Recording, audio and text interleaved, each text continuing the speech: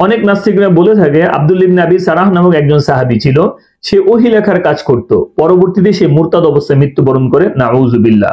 এই ধরনের অভিযোগ সাহাবায়ে কেরামের উপর উত্থাপন করে থাকে। আসলে তাদের এই বিষয়টা কি সত্য কিনা, এই বিষয়টা আজকে আমরা আমাদের ভিডিওর মধ্যে আলোচনা করব। ভিডিওটি অত্যন্ত গুরুত্বপূর্ণ হতে চলেছে, মনোযোগ সহকারে শ্রবণ করার অনুরোধ রইল। আশা করি এই প্রশ্নের উত্তর পেয়ে যাবেন ইনশাআল্লাহ। তো এই জায়গার মধ্যে অনেকেই যে ভুলটা করে থাকে সেটা হচ্ছে এই জায়গার মধ্যে দুইজন ব্যক্তিকে একই মনে করে, অনেকে ইচ্ছাকৃত এই ভুলটা করে, অনেক। তো এই জায়গার মধ্যে আসলে দুইজন ব্যক্তি, একজন হচ্ছে আব্দুল ইবনে সাদ ইবনে আবি সারাহ, যিনি অত্যন্ত জলিল কদর একজন সাহাবী ছিলেন, হযরত ওসমান গনি রাদিয়াল্লাহু তাআলা আনহুর দুধ ভাই ছিলেন এবং ওহী লেখার কাজের দায়িত্ব তিনি পেয়েছিলেন। আরেকজন ছিল নাসারা, সে কয়েকদিনের জন্য ইসলাম ধর্ম গ্রহণ করেছিল, কিন্তু তার ভিতরে ভিতরে ছিল মুনাফিকি, সে কোনোভাবে ইসলাম ধর্ম গ্রহণ করেনি। তিনি ওহী লেখার কাজ কয়েকদিন করেন, এরপর সে নবীজি সাল্লাল্লাহু আলাইহি ওয়াসাল্লামের সামনে বেয়াদবি করে বলেন যে আমি যাই বলি মুহাম্মদ সাল্লাল্লাহু আলাইহি ওয়াসাল্লাম তাই করে। তো এই জায়গার মধ্যে এই দুটো ব্যক্তিকে একই মনে করে তারা বলে থাকে আব্দুল ইবনে আবি সারাহ নামক এই সাহাবী সে মুরতাদ অবস্থায় মৃত্যুবরণ করেছে, নাউযুবিল্লাহ। তো আজকে আমরা আমাদের এই ভিডিওর মধ্যে দেখিয়ে দিব যে আব্দুল ইবনে আবি সারাহ উনি একজন জলিলুল কদর সাহাবী ছিলেন এবং ঈমান অবস্থায় উনি মৃত্যুবরণ করেছেন। আর আমরা দেখাবো যে মুরতাদ অবস্থায় যে ব্যক্তি মৃত্যুবরণ করেছে তার নাম জানা যায় না, আর সে নাসারা ছিল। তো এই সম্পর্কে প্রথমে আমাদের একটা বিষয় জেনে নিতে হবে যে সাহাবী কাকে বলে। আপনি যদি ইবনে হাজার আল আসকালানী রাহিমাহুল্লাহর প্রসিদ্ধ কিতাব শারহ নুখবাতিল ফিকার এটা যদি দেখেন, সে জায়গার মধ্যে সাহাবীর পরিচয় দেওয়া হয়েছে। সাহাবী বলা হয় ওই ব্যক্তিকে যে ঈমান অবস্থায় নবীজি সাল্লাল্লাহু আলাইহি ওয়াসাল্লামকে দেখেছে এবং ঈমান অবস্থায় সে মৃত্যুবরণ করেছে, চাই মাঝখানে তার যে অবস্থায় থাকুক না কেন। তো এই জায়গার মধ্যে আমরা দেখাবো যে মুরতাদ অবস্থায় যে ব্যক্তি মৃত্যুবরণ করেছিল সে কোনো সাহাবী ছিল না, সে ছিল নাসারা, মুনাফিক। আপনি যদি বুখারী শরীফে 3617 নম্বর হাদিসটি দেখেন, তার মধ্যে আসছে হযরত আনাস রাদিয়াল্লাহু তাআলা আনহু থেকে বর্ণিত, তিনি বলেন কানা রাজুলুন নাসরানিয়ান ফাআসলামা, একবার একজন নাসারা ব্যক্তি সে ইসলাম ধর্ম গ্রহণ করলো। অকরাল বাকরা ওয়া আলে ইমরান, সে সূরা বাকারা সূরা আলে ইমরান সে পাঠ করলো। ফাকানা ইয়াকতুবু লিন-নবী সাল্লাল্লাহু আলাইহি ওয়াসাল্লাম, সে নবীজি সাল্লাল্লাহু আলাইহি ওয়াসাল্লামের জন্য ওহী লিখত। ফাআদা নাসরানিয়ান, সে দুই একদিনের মধ্যে আবার নাসারা ধর্মের দিকে ফিরে আসলো। ফাকানা ইয়াকুল, সে বলতে লাগলো মা ইয়াদরি মুহাম্মাদুন ইল্লা মা কাতাবতু লাহু, মুহাম্মদ সাল্লাল্লাহু আলাইহি ওয়াসাল্লাম কিছুই জানে না, আমি যা লিখি সে সেটাই বলে। ফাআমাতাহুল্লাহ, এই কথা বলার কয়েকদিনের মধ্যেই আল্লাহ তাআলা তাকে মৃত্যু দিলেন। ফাদাফানুহু, খ্রিস্টান সাথী সঙ্গীরা তাকে দাফন করলো। ফাআসবাহা, যখন পরের দিন সকাল হলো, অকদ লাফাজাতুহুল আরদু, জমিন তাকে নিক্ষেপ করে ফেললো। ফাকালু হাযা ফি'লু মুহাম্মাদিন ওয়া আসহাবিহি, যখন নাসারারা আসলো, এসে দেখলো যে তাদের সাথীকে যে মাটির নিচে দাফন করা হয়েছে তাকে একেবারে জমিনের উপরে ফেলে দেওয়া হয়েছে, তখন তারা বলতে লাগলো এটা মুহাম্মদ সাল্লাল্লাহু আলাইহি ওয়াসাল্লাম এবং তার সাথী সঙ্গীরা এই ধরনের কাজ করেছে। লাম্মা হারাবা মিনহুম নাবাশু আন সাহিবিনা, যখন আমরা তাকে দাফন করে চলে গেলাম তখন আমাদের সাথীর সাথে তারা এই ধরনের কাজ করলো, কবর খুঁড়ে তারা উপরের দিকে নিয়ে আসলো। ফাআলকাউহু ফাহাফারু লাহু ফাআমাকু, এরপর তারা আবার তাকে জমিনে দাফন করলো এবং গভীর থেকে গভীর ভাবে কবর খনন করলো। ফাআসবাহা, পরের দিন যখন সকাল হলো, অকদ লাফাজাতুহুল আরদু, জমিন আবার এই নাসারা মুনাফিকের লাশটাকে নিক্ষেপ করে ফেললো, বাহিরে বের করে নিয়ে আসলো। ফাকালু, তখন নাসারারা বলতে লাগলো হাযা ফি'লু মুহাম্মাদিন ওয়া আসহাবিহি নাবাশু আন সাহিবিনা লাম্মা হারাবা মিনহুম, যখন আমরা আমাদের সাথীকে দাফন করে চলে গিয়েছি তখন মুহাম্মদ সাল্লাল্লাহু আলাইহি সাল্লামের সাথী সঙ্গীরা এই ধরনের কাজ করেছে, তাকে কবর থেকে বের করে উপরে রেখে দিয়েছে। ফাআলকাউহু ফাহাফারু লাহু ফাআমাকু লাহু ফিল আরদি মাসতাতাউ, এরপর তারা ওই মুনাফিক নাসারার জন্য এত গভীর কবর খনন করলো যে তাদের সাধ্য অনুযায়ী সর্বোচ্চ পর্যায়ের একেবারে মাটির নিচে তাকে দাফন করার চেষ্টা করলো। ফাআসবাহা, পরের দিন যখন সকাল হলো, অকদ লাফাজাতুহুল আরদু, এবারও দেখলো যে জমিন তাকে একেবারে উপরে নিক্ষেপ করে ফেলেছে।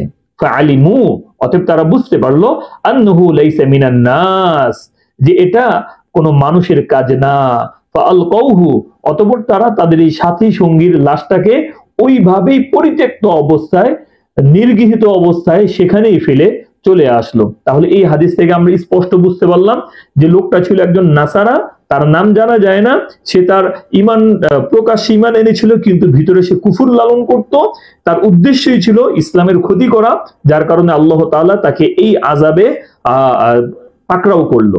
তো এটা তো ছিল তার কথা যে মুরতাদ অবস্থায় মৃত্যুবরণ করেছে, জমিন যাকে দাফন করেনি। এরপরে যার কথা বলা হয় আব্দুল্লাহ ইবনে সাদ ইবনে আবি সারাহ, তার ঘটনাটা যদি দেখেন, তার ঘটনাটা আপনি দেখলে আপনাদের কাছে স্পষ্ট হয়ে যাবে যে উনি একজন জলিলুল কদর সাহাবী ছিল, নামাজরত অবস্থায় তার মৃত্যু হয়েছিল। আব্দুল্লাহ ইবনে আবি সারাহ কে ছিল? আবু ইয়াহইয়া আল কুরাশি আল আমিরি আবু উসমান ইবনে আফফান মিনার রাদাআ, সে হযরত উসমান রাদিয়াল্লাহু তাআলা আনহুর দুধ ভাই ছিল। ওয়া কানা নবী সাল্লাল্লাহু আলাইহি ওয়াসাল্লাম কদ আহদারা দামাহু, নবীজি সাল্লাল্লাহু আলাইহি ওয়াসাল্লাম তার রক্তবন ওয়াজিব করেছিলেন। সুম্মা ইসতা'মানা লাহু উসমান ফাআম্মানাহু নবী সাল্লাল্লাহু আলাইহি ওয়াসাল্লাম, তাকে নিরাপত্তা দিয়েছিল হযরত উসমান, নবীজি সাল্লাল্লাহু আলাইহি ওয়াসাল্লামও তাকে নিরাপত্তা দেন। ওয়া আসলামা, সে ইসলাম ধর্ম গ্রহণ করেন। ওয়া হাসুনা ইসলামু, তার ইসলাম ধর্ম গ্রহণ করাটা অনেক উত্তম ছিল।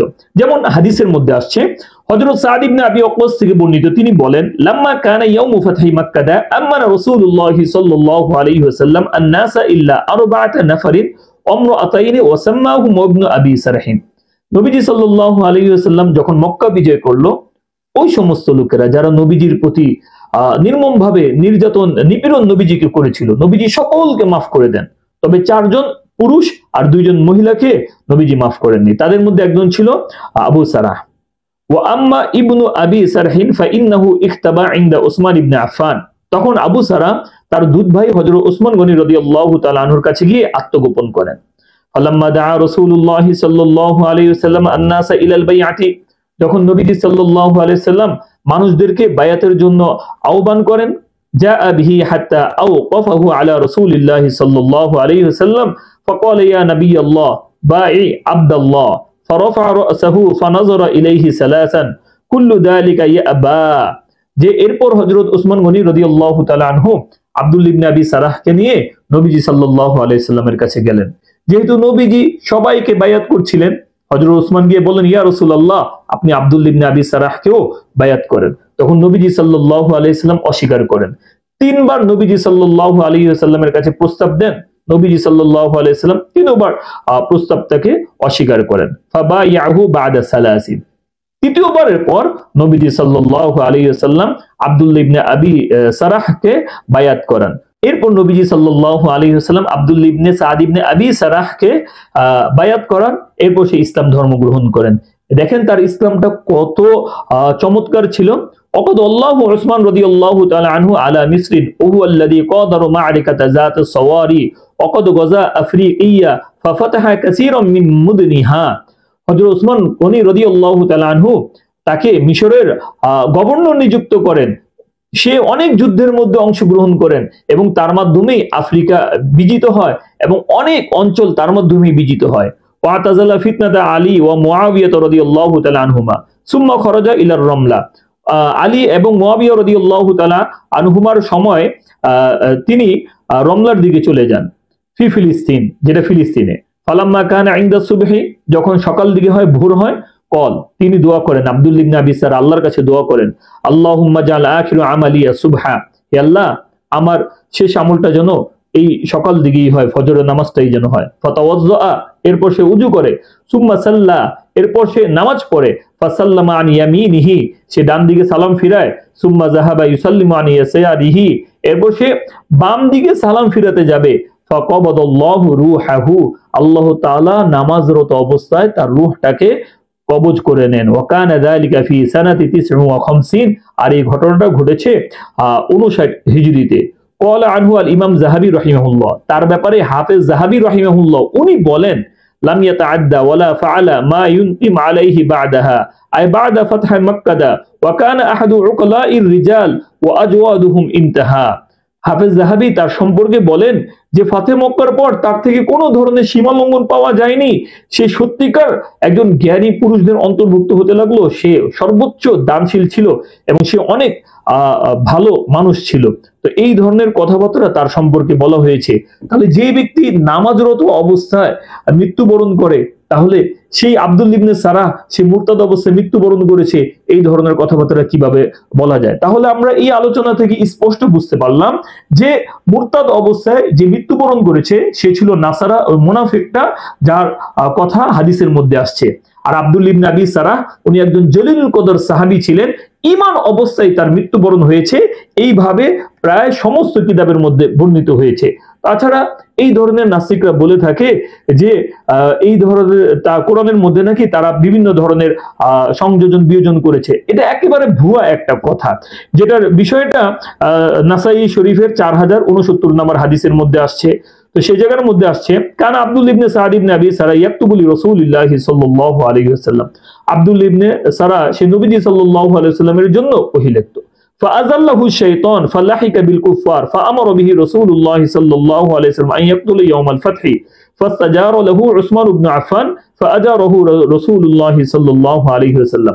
এই জায়গার মধ্যে বলা হয়েছে শয়তান তাকে পথভ্রষ্ট করেছিল, কিন্তু কোন রাওয়ায়াতের মধ্যে কোন জায়গার মধ্যে এই ধরনের কথাবার্তা দেখানো যাবে না যে তারা কোরআনের মধ্যে কোন ধরনের পরিবর্তন করেছিল বা করার চেষ্টা করেছিল।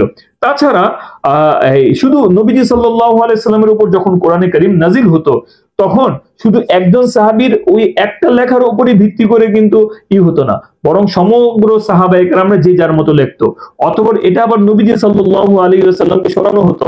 সকলের যখন আয়াতটা একেবারে সামগ্রিকভাবে মিল হতো, তখন এটা গ্রহণযোগ্য হতো।